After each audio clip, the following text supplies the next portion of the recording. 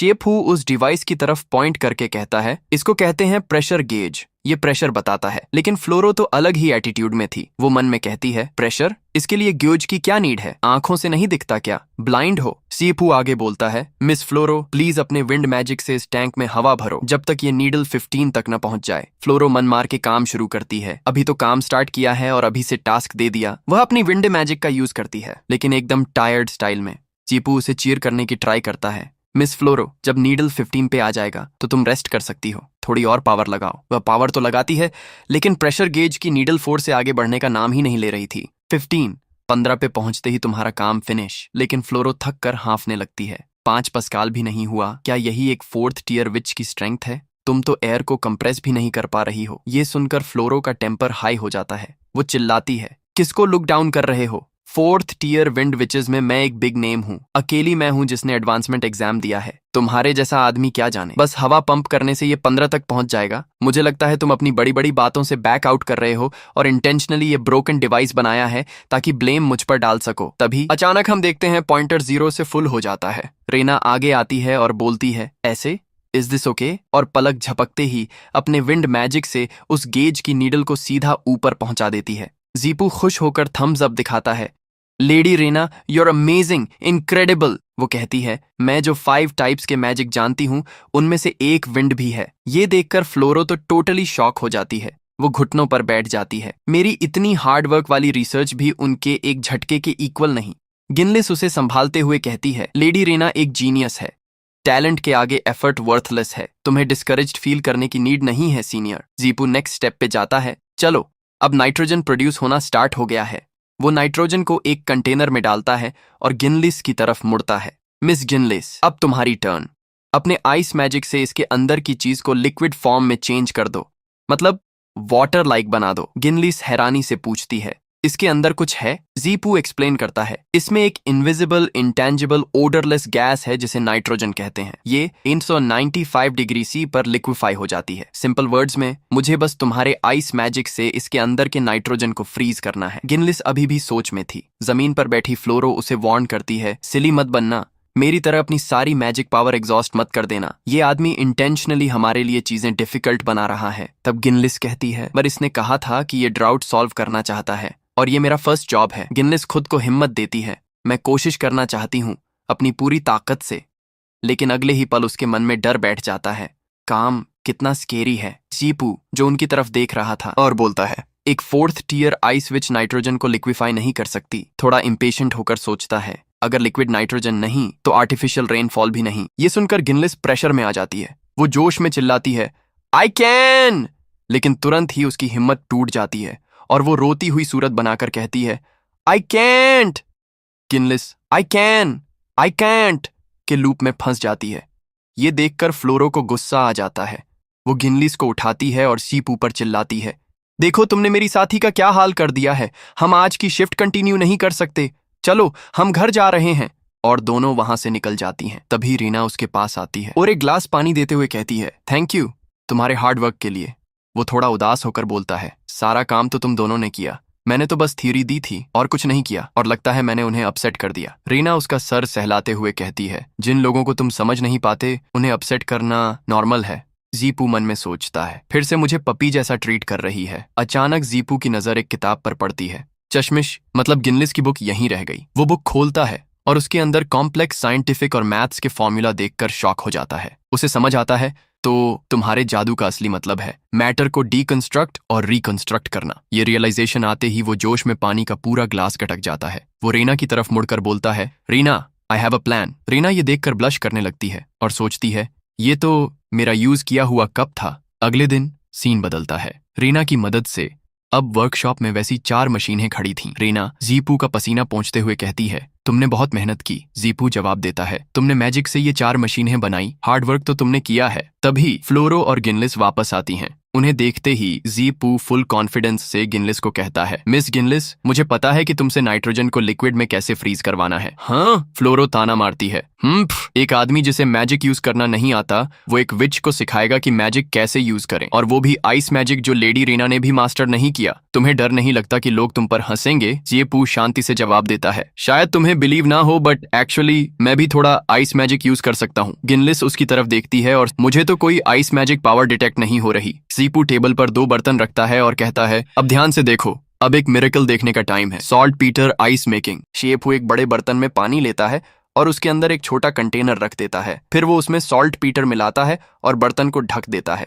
वो एक्सप्लेन करता है, लकीली सॉल्ट पीटर पुराने घरों की दीवारों के कोनों से मिल जाता है और थोड़ी सफाई के बाद उसे यूज कर सकते हैं। गिनलिस को अचानक ठंड लगने लगती है। अजीब है, ठंडा लग रहा है? सीपू मुस्कुराते हुए कहता है, सॉल्ट पीटर पानी के कांटेक्ट में आते ही ठंडा हो जाता है और हीट अब्सॉर्ब करता है। इससे बस छोटे can say continuously heat absorb करनी है और पानी बर्फ बन जाएगा। वो ढक्कन हटाता है और अंदर एक सॉलिड आइस क्यूब तैयार मिलता है। दोनों विचेस की आंखें फटी की फटी रह जाती हैं। सीपू आइस क्यूब उठाकर कहता है, तो जिसे तुम लोग आइस मैजिक कहते हो उसका असली मतलब है हीट अब्सॉर्प्शन एंड रिलीज। वो आइस क्यूब गिनलिस को देकर कहता है, ये लो, थोड़ा कूल डाउन करो। गिनलिस हैरानी से बड़बड़ाती है, हीट अब्सॉर्प्शन एंड रिलीज।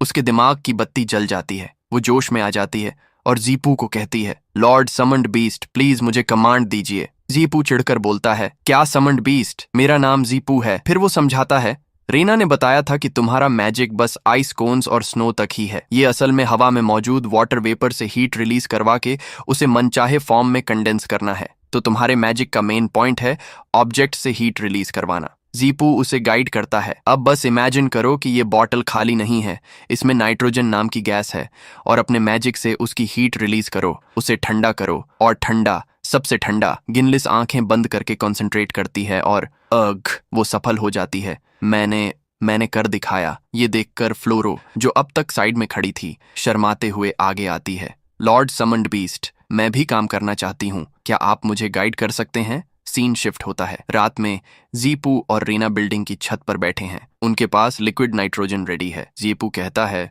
बस अब इस लिक्विड नाइट्रोजन को आसमान में ऊपर भेजकर डेटोनेट करना है और बारिश हो जाएगी। रीना कहती है, मैं टेलीपोर्टेशन मैजिक यूज कर सकती हूँ। जीपू उससे चिंता से कहता है, तुम्हें पहले आराम करना चाहिए। मैंने नोटिस किया है कि तुम्हारा मैजिक सिर्फ माना नहीं, तुम्हारी हेल्थ भी खाता है। ऐसा ना हो कि ऊपर टेलीपोर्ट करने से पहले ही फेंट हो जाओ। रीना कहती है, ये सब सोचने का टाइम नहीं है। लॉर्ड होने के नाते मैं भी अपनी माँ की तरह अपने लोगों के लिए कुछ करना चाहती हूँ।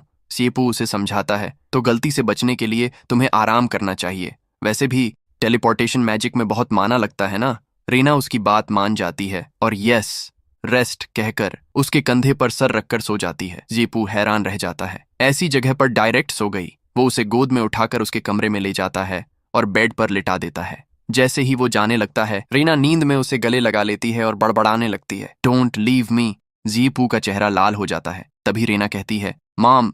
जीपू शॉक में हाँ बोलता है। तभी एक लेडी नाइट कमरे में दौड़ते हुए आती है। Lady Rena, lady Rena. रीना हड़बड़ाकर उठ जाती है। नाइट बुरी खबर देती है, लेडी रेना, बहुत सारे रेफ्यूजीज पानी के लिए कासल में घुस आए हैं। वो आगे बताती है, वो चिल्ला रहे थे कि आपके आने की वजह से कैरोलाइन में सूखा पड़ा है। वो कैलामिटी विच को कैरोलाइन से निकालने की मांग कर रहे हैं। बाहर से लोगों के चिल्लाने की आवाजें आ रही थीं। वो लेडी शीना की सक्सेसर बनने के लायक नहीं है। रीना खिड़की से बाहर देखती है जहां लोगों की बड़ी भीड़ जमा थी। उस बड़ी भीड़ को देखती है और उनके गुस्से को फील करके सहमी जाती है। उसे अपने पुराने दिन याद आने लगते हैं जब उसकी माँ शहर को अजीब से मॉन्स्टर या अजीब से क्रीचर से बचा रही थी। बाहर से आती लोगों की आवाजें उसके कानों में गूंजने लगती हैं। कैलामिटी विच, कैरोलाइन से बाहर निकलो। लोगों के ताने उसके दिमाग में तीर की तरह चुभते हैं। ये सब तुम्हारी वजह से हुआ है, तुम ही उस मुसीबत को खींच कर लाई हो। तभी उसके दिमाग में सीपू के शब्द गूंजते हैं जो उसे हिम्मत देते हैं। साइंटिफिक पर्सपेक्टिव से किसी एक इंसान के कारण सूखा पड़ना इम्पॉसिबल है। याद रखो, तुम कैलामिटी विच नहीं हो, तुम वो विच हो जो इस मुसीबत को खत्म करेगी। मैं जहां से आया हूं वहां कोई भी पैदाइशी गुनहगार नहीं होता, इसलिए ऐसी अनसाइंटिफिक बातें मत करो मिस प्रिजनर। इस बीच कासल के बाहर हालात बिगड़ जाते हैं। भीड़ दरवाजे पीटते हुए चिल्ला रही थी। दरवाजे खोलो, दरवाजे खोलो, खोलो दरवाजे, तुम खून चूसने वाले जानवरों। तभी रूबी 2 गार्ड्स के साथ उनके सामने आती है और सख्ती से कहती है, जो कोई भी लॉर्ड के कास्टल में जबरदस्ती घुसेगा उसे कानून के मुताबिक मौत की सजा दी जाएगी। लेकिन भीड़ उसकी धमकी से नहीं डरती। हम पहले से ही मर रहे हैं और तुम हमें मौत से डरा रही हो। और तभी वह लोग गेट तोड़ के अंदर आ जाते हैं। भीड़ और गुस्सैल हो जाती है। हमला करो, मार डालो इन अमीरजादों को, आखिरी दम तक लड़ेंगे। गार्ड्स अलर्ट कहते हुए तैयार हो जाते हैं। इससे पहले कि मामला और बिगड़ता, जीपू और रेना वहां पहुंच जाते हैं। आम लोगों को चोट मत पहुंचाना। उसे देखते ही एक बुजुर्ग औरत रेना की तरफ इशारा करके चिल्लाती है, ये रही कैलेमिटी विच, नाटक बंद करो। तुम्हारे वापस आने की वजह से ही कैरोलाइन में यह सूखा पड़ा है। एक तो रेना के ऊपर पत्थर भी मार देता है और सीपू उसे संभालता है। एक और आदमी चिल्लाता है, बिल्कुल सही, तुम्हारी वजह से ही लेडी सीना जल्दी मर गई। भीड़ गुस्से में आकर पत्थर मारते हुए चिल्लाने लगी। पूरी भीड़ एक साथ नारे लगाने लगती है, कैलेमिटी विच, कैरोलाइन से बाहर निकलो, दफा हो जाओ। तभी जीपू जोर से चिल्लाता है, तुम सब रुक जाओ। वह पूरे कॉन्फिडेंस से ऐलान करता है, मैं वादा करता हूं कल बारिश होगी। फिर वह धमकी भरे अंदाज में कहता है, लेकिन अगर किसी ने भी लॉर्ड को जरा सा भी नुकसान पहुंचाने की हिम्मत की तो उम्मीद की यह रोशनी इंसाफ की आग में बदल जाएगी। अचानक एक आदमी के हाथ की मशाल जोर से भड़क उठती है और वह चीखता है, वाओ गरम। बुजुर्ग औरत गुस्से में चीपू पर चिल्लाती है, तुम एक बिना जादू वाले आदमी यहाँ ऐसी अफवाहें फैलाने और बेकार की बातें करने की हिम्मत कैसे कर रहे हो। और तभी लोग सीपू पर पत्थर बरसाने लगते हैं। झूठा, बेवकूफ, मार डालो इसे। इससे पहले कि भीड़ जीपू पर हमला करती, रेना हवा में ऊपर उठ जाती है। उसके चारों तरफ जादुई रोशनी चमकने लगती है। तभी रेना नीचे आती है और कहती है, अगर कल बारिश नहीं हुई तो यह और मैं, हम दोनों साथ में सूली पर चढ़ जाएंगे। ये सुनकर सीपू मन में सोचता है, खुद तो मरने जा रही हो, मुझे क्यों साथ में घसीट रही हो। नेक्स्ट सीन में एक प्लेस का सीन दिखाया जाता है जहां पर नाइट्रोजन गैस की बॉटल्स रखी होती हैं। तभी फ्लोरो कहती है, 5 बोतल लिक्विड नाइट्रोजन को आसमान में इतनी ऊंचाई तक भेजना, चाहे टेलीपोर्टेशन मैजिक सर्कल ही क्यों ना यूज किया हो, फिर भी बहुत ज्यादा मैजिक पावर खर्च होती है। और गिनलिस कहती है, सिर्फ लेडी रेना जैसे जीनियस ही इतनी हैवी मैजिक कंजम्पशन हैंडल कर सकते हैं। तभी वहां पर कोई उधर आती है और रेना का नाम लेती है। तभी पता चलता है कि ये तो शिया है। रेना शिया को देखकर कहती है, तुम मुझे गिरफ्तार करने ही तो आई हो, है ना? सही पकड़ी। उसके बाद रेना पीछे देखती है और कहती है, लेकिन मैं कैलेमिटी विच नहीं हूं, मैंने कुछ गलत नहीं किया है, मैं तुम्हारे साथ नहीं जा सकती। शिया गुस्से में बोलती है, मुझे पता था तुम उस अपने प्यारे पालतू की वजह से बिगड़ जाओगी,